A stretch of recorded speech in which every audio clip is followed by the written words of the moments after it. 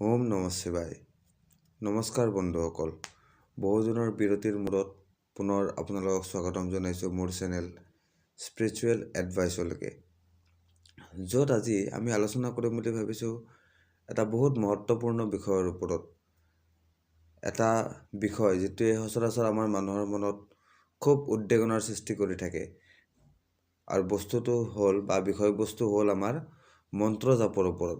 সচৰাচৰ এটা প্ৰশ্ন আমাৰ মনত উদয় হয়, বা আমি বহুত অনুষ্ঠানত এনেকৈ যাওঁতে কিছুমানে আমাক হঠাৎ প্ৰশ্নটো কৰিছেও, যে প্ৰশ্নটো হ'ল যে মন্ত্ৰ এটা জাপ কৰাৰ কাৰণে কিছুমান বিধি বিধান নিৰ্ধাৰিত কৰা থাকে বুলি মানুহে আমাক প্ৰশ্ন কৰে, যে এটা মন্ত্ৰ জাপ কৰিলে তাৰ বিভিন্ন ধৰণৰ বিধি বিধান থাকে। যেনেধৰণৰ ধৰক ব্ৰহ্মচৰ্য পালন কৰিব লাগে, তাৰপিছত মাছ মাংস খাব নালাগে, নিৰামিষ খাব লাগে, দিনত একবাৰ খাব লাগে, এনেকুৱা অসংখ্য নিয়ম থাকে বুলি বহুতে আমাক প্ৰশ্ন কৰে। আৰু তেনেকুৱা ধৰণৰ প্ৰশ্ন কৰাটো তেখেতসকলৰ সমীচীনো হয়, কাৰণ আজিকালি ইউটিউব খুলিলে ইউটিউবত বিভিন্ন চেনেলত বিভিন্ন ধৰণৰ এনেকুৱা ধৰণৰ মন্ত্ৰ জাপ, সাধনা আধনা কিবা কিবি বহুত কথা কৈ এখন মায়াজালৰ সৃষ্টি কৰি থৈছে, য'ত মন্ত্ৰ জাপ বস্তুটো এনেকুৱা বনাই দিছে, বহুত ডাঙৰ কিবা এটা আড়ম্বনা বিড়ম্বনা কি হয় নাজানো, তেনেকুৱা কিবা এটা বনাই দিছে যে মন্ত্ৰ জাপ কৰা বস্তুটো এনেকৈহে কৰিব লাগিব, এনেকুৱা মন্ত্ৰহে জাপ কৰিব লাগিব। কিছুমানে কৈছে আমাৰ আদেশ লৈহে জাপ কৰিব লাগিব, কিছুমানে কৈছে হেন কৰিব লাগিব, তেন কৰিব লাগিব। এনেকুৱা ধৰণৰ এখন বজাৰ ইউটিউবত মেল খাই গৈছে মন্ত্ৰ জাপৰ ওপৰত। যিটো মন্ত্ৰ জাপৰ মেইন কনচেপ্ট, সেই কনচেপ্টটো ক'ৰবাত হেৰাই গৈছে, আৰু মেইন সত্তাটো আহি গৈছে বজাৰৰ সত্তা। মালা লওক আমাৰ পৰা, অমুক লওক আমাৰ পৰা, মন্ত্ৰ জাপৰ কাৰণে অমুক লওক, তেনেকুৱা ধৰণৰ অসংখ্য কথা আহে। আৰু তেনেকুৱা চেনেলবিলাক বৰ্তমান আপোনাৰ ভৰি আছে। হয়তো আমাৰ অসমীয়া ভাষাত বেছি তেনেকুৱা চেনেল মই দেখা নাই, কিন্তু যদি আপোনালোকে হিন্দী ভাষাত বিচাৰিছে, ৰাষ্ট্ৰীয় ভাষা যিটো আমাৰ হিন্দী, সেই ভাষাত যদি বিচাৰিছে, তেনেকুৱা চেনেল অসংখ্য পাব। অনেক বাবা, তান্ত্ৰিক, টটকা, বহুত কিবা কিবি আছে। তেনেকুৱা অসংখ্য কথা তাতে সোমাই আছে, জিলাপিৰ মেৰপেচৰ নিচিনা। কিন্তু যিটো মন্ত্ৰ জাপৰ প্ৰক্ৰিয়া বা যিটো মন্ত্ৰ জাপ, সেইটো হ'ল এটা চিধা প্ৰক্ৰিয়া। মন্ত্ৰ জাপ কৰাৰ কাৰণে এনেকুৱা নহয় যে হৰেক কিচিমৰ নিয়ম পালিব লাগিব, সংকল্প ল'ব লাগিব। কিছুমানে কৰে নিয়ম পালন কৰি, কিছুমান নিয়ম পালন কৰে, কিছুমান সংকল্প লৈ পেলাই কৰে, সেইবিলাকক সাধনা বুলি কয়। সেইটো মন্ত্ৰ জাপক কয় সাধনা বুলি। আৰু এটা মন্ত্ৰ জাপ আছে, যিটো মন্ত্ৰ জাপ আমাৰ দৈনন্দিন পূজা কাৰ্যত ব্যৱহাৰ কৰা হয়। যিমান দৈনন্দিন পূজা কৰাৰ সময়ত অলপ সময় কৰে, যেনে ধৰক এক মালা, ৰুদ্ৰাক্ষৰ মালাদি এক মালাত কেইটা ৰুদ্ৰাক্ষ থাকে? 108টা ৰুদ্ৰাক্ষৰ গুটি থাকে। সেই 108টা ৰুদ্ৰাক্ষৰ দানাটো জপ কৰা হ'লে তাক এক মালা জপ কৰা বুলি কোৱা হয়। সেই এক মালা জপে ধৰক কোনোবাই কৰিলে, কিন্তু এটা মন্ত্ৰই জাপ কৰি আছে, আৰু সেই মন্ত্ৰটোৱে সদায় এক মালাকে জপ কৰিছে পূজা টাইমত, সেই মন্ত্ৰটোৰো অসংখ্য ফল আছে। কিন্তু মানুহক তেনেকুৱা ধৰণৰ মন্ত্ৰ জাপৰ অসংখ্য ধৰণৰ এনেকুৱা ধৰণৰ নিয়ম দেখুৱাই, ভয় খুৱাই এই বস্তুটোৰ পৰা আঁতৰাই ৰখা হৈছে।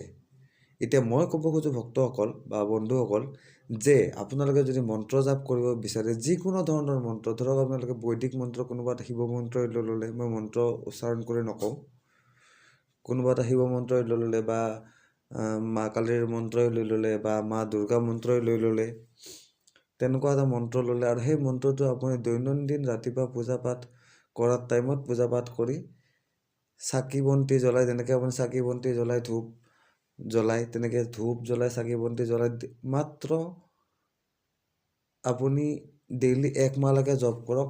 এক মালাত আপোনাৰ 108টা ৰুদ্ৰাক্ষৰ দানা থাকে। যদি আপোনাৰ তাত মালা নাই, তেতিয়াহ'লেও আপোনাৰ চিন্তা কৰিবলগীয়া বা টেনশ্যন ল'বলগীয়া কোনো কথা নহয়। আপুনি আঙুলিত গন্তি কৰিও 108 বাৰ বা 108টা সেই মন্ত্ৰটো জপ কৰিব পাৰে, 108 বাৰ সেই মন্ত্ৰটো জপ কৰিব পাৰে।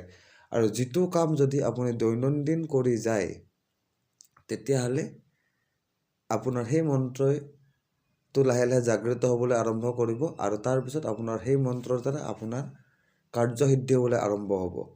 এতিয়া বন্ধুসকল, ইয়াতে যে মই যে ক'লোঁ মন্ত্ৰৰ দ্বাৰা কাৰ্যসিদ্ধি হ'বলৈ আৰম্ভ হ'ব, সেই মন্ত্ৰটোৰ দ্বাৰা কেনেকৈ কাৰ্যসিদ্ধি হ'ব? বহুতৰ মনত চাগে এই প্ৰশ্নটো আহিছে। তাৰ উত্তৰ এটাই, মন্ত্ৰৰ দ্বাৰা কাৰ্যসিদ্ধি হ'বলৈ হ'লে কোনো ডাঙৰ কাহিৰাম বাতিৰাম একো নহয়, কোনো পৰ্বত ক'তো খহি নাযায়। সেই কাৰ্যটো সিদ্ধি এনেকেই হ'ব যে এই মন্ত্ৰটোৰ দ্বাৰাই যি শক্তিৰ মন্ত্ৰ আপুনি জাপ কৰি আছে সেই মন্ত্ৰৰ দ্বাৰা সেই শক্তিয়ে আপোনাৰ যিটো থিংকিং কেপাচিটি, যিটো আপোনাৰ চিন্তা কৰা শক্তি, সেই চিন্তা কৰা শক্তিটো ঠিক কৰি দিব। অৰ্থাৎ এই চিন্তা কৰা শক্তিত কিছুমান আপোনাৰ থিংকিঙত এনেকুৱা বস্তু চিন্তা আপোনাৰ আনি দিব বা চিন্তাধাৰা আপোনাৰ এনেকুৱা কৰি দিব যিটোৰ দ্বাৰা আপোনাৰ ইনকামৰ নতুন ৰাস্তা খোল খাব বা কিছুমান ধৰক আপোনাৰ আবদ্ধ হৈ থকা পইচা খোল খাই যাব। কিন্তু সেইবিলাক হ'ব আপোনাৰ চিন্তাৰ দ্বাৰা, আপোনাৰ চিন্তাধাৰাৰ দ্বাৰা। আপোনাৰ চিন্তাধাৰা মানে প্ৰথম চিন্তা কৰিব, তাৰপিছত কাম কৰিব সেই অনুসাৰে, নহয় জানো? গতিকে আপোনাৰ এই চিন্তা কৰা শক্তিটোৰ ওপৰত এই যিটো মন্ত্ৰ, যি শক্তিত আপুনি মন্ত্ৰ জাপ কৰিছে, সেই মন্ত্ৰ জাপ কৰা শক্তিয়ে প্ৰভাৱ পেলায় আৰু আপোনাৰ চিন্তাধাৰাটো এটা সঠিক পথত লৈ যায় বা এনেকুৱা পথত লৈ যায় বুলি ক'ব পাৰি যিটো পথৰ দ্বাৰা আপোনাৰ সুখ প্ৰাপ্তি হয়। সেইটো ভৌতিক সুখেই হওক বা আপোনাৰ পৰলৌকিক সুখেই হওক, মৃত্যুৰ পিছত যিটো পাৰমাত্মিক সুখ হয় সেইটো সুখেই হওক বা পৃথিৱীত জীৱিত থকা অৱস্থাত যিখিনি ভৌতিক সুখ আপুনি প্ৰাপ্ত কৰিব লাগে বা যিখিনি ভৌতিক সুখৰ বাবে আপুনি মনত চিন্তা ৰাখিছে বা যিখিনি সুখ আপুনি বিচাৰি আছে, যি আপোনাৰ মনৰ কামনা আছে, যি ইচ্ছা আছে, এই সকলোবিলাক পূৰ্ণ হ'ব খালি আপুনি এটা মন্ত্ৰ যদি আপুনি দৈনন্দিন জপ কৰে। তাৰ বাবে কোনো ধৰণৰ আপোনাৰ বেলেগ অন্য নিয়ম নাই। আপুনি স্নান কৰি যেনেকৈ দৈনন্দিন পূজা পাঠ কৰে, সেই পূজা পাঠ কৰাৰ পিছতে বা পূজা পাঠ কৰাৰ সময়তে আপুনি ডেইলি এক মালাকেও যদি এটা মন্ত্ৰ, যিকোনো এটা মন্ত্ৰ যদি জপ কৰে, সেই মন্ত্ৰ যাৰ মন্ত্ৰ সেই শক্তিয়ে আপোনাক লাহে লাহে সহায় কৰিবলৈ আৰম্ভ কৰিব আৰু আপুনি ফল পাবলৈ আৰম্ভ কৰিব। বেছি দিন আপুনি ৰখিব নালাগে। আপুনি 1-1.5 মাহৰ পিছৰ পৰা আপোনাৰ ফল আপুনি নিজে নিজে, যদি আপুনি কথাটো চিন্তা কৰে বা লক্ষ্য কৰে, তেতিয়াহ'লে আপুনি গম পাব যে আপুনি সেই মন্ত্ৰৰ দ্বাৰা আপোনাৰ লাহে লাহে কেনেকৈ আপুনি ফল পাবলৈ আৰম্ভ কৰিছে। ঠিক আছে বন্ধুসকল। আৰু বাকী যিবিলাক আছে আপোনাৰ এই হাগ্ৰাম বাগ্ৰাম ঝেমেলা পেমেলা এইবিলাকত নাযাব। এই মন্ত্ৰ জাপৰ কোনো ধৰণৰ তেনেকুৱা বিশেষ নিয়ম নাই।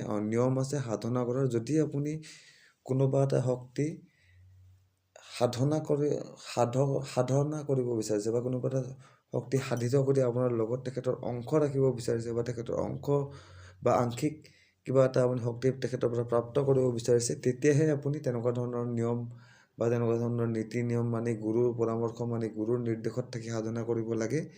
নতুবা যিবিলাক আপোনাৰ ইচ্ছা বা আপোনাৰ যি মনোকামনা সেইবিলাক পূৰণ কৰাৰ কাৰণে তেনেকুৱা ধৰণৰ সাধনা কৰাৰ কোনো প্ৰয়োজন নাই। যদি আপুনি পাৰেতো ভাল কথা, নোৱাৰিলে আপোনাৰ তেনেকুৱা ধৰণৰ সাধনা কৰাৰ কোনো প্ৰয়োজন নাই। আপুনি দৈনন্দিন জীৱনত যেনেকৈ পূজা পাঠ কৰে তেনেকৈ পূজা পাঠ কৰি যিকোনো কিবা এটা মন্ত্ৰ, হয়তো আপোনাৰ বৈদিক মন্ত্ৰই হওক বা যি মন্ত্ৰই নহওক, বৈদিক মন্ত্ৰ ল'লে বা চাবৰ মন্ত্ৰ কিছুমান আছে যিবিলাক মুখে ৰচা মন্ত্ৰ, সেইবিলাক মন্ত্ৰ আছে কিছুমান গাঁৱে ভূঞে যিবিলাক প্ৰচলিত মন্ত্ৰ, তাৰ পৰাই ল'লে য'ৰ পৰাই নলওক, সেই মন্ত্ৰটো যদি আপুনি দৈনন্দিন জাপ কৰিবলৈ আৰম্ভ কৰে, তেতিয়াহ'লে সেই মন্ত্ৰৰ শক্তিৰ দ্বাৰা আপোনাৰ জীৱনত উন্নতি সাধিত হ'বলৈ আৰম্ভ হ'ব।